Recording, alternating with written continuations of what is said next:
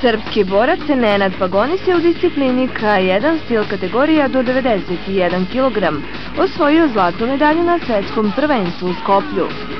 Tim povodom Srpski pokret obnove predstavio je na brodu skiper jednog od najatraktivnijih sportista u Novom Sadu. Danas smo se okupili da proslavimo veliki uspeh našeg svetskog šampiona u kickboksu Nenada Pagonisa i moram da kažem da mi je jako žao što nekako ekipni sportovi ubacaju u senku ove pojedinačne, a Nenad je jedan mlad dečko koji već sa svoje 24 godine ima 3 svetske titule u borilačkim veštinama.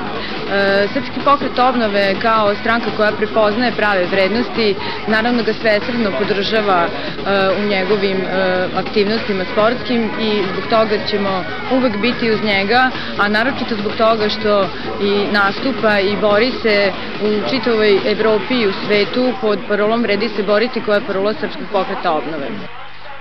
Ja sam u dosadašnjoj karijeri osvojio 2 prvenstva Evrope, 3 prvenstva sveta amaterski i profesionalni titul prvaka sveta. Prvak Evrope 2006, prvak sveta 2007, prvak Evrope 2008, prvak sveta 2009, profesionalni prvak sveta 2010 i ponovo sad ove godine prvak sveta 2011. godine. Što se tiče podrške SPO-a, opet ponavljam da je jedina stranka koja je stala iza mene i kao financijer i kao pomagač. Niko drugi se nije pomenuo, sem oni, mislim da imamo jako lepu saradnju. Mislim da s njihov slogan "Vredi se boriti" izuzetno slaže se filozofijom ovog sporta, tako smo odlučili da napravimo saradnju i mislim da do sada odlično ide i nadam se da ćemo sarađivati u buduće. Pa sami plan je samo da se odmorim što bolje i da se spremim polako. Sad će krenuti kraj novembra spremanje za svetski Vaco Grand Prix, finale svetskog Vaco Grand Prix, što će biti održano u Beogradu, vjerojatno u Beogradskoj areni protiv reprezentacije Rusije.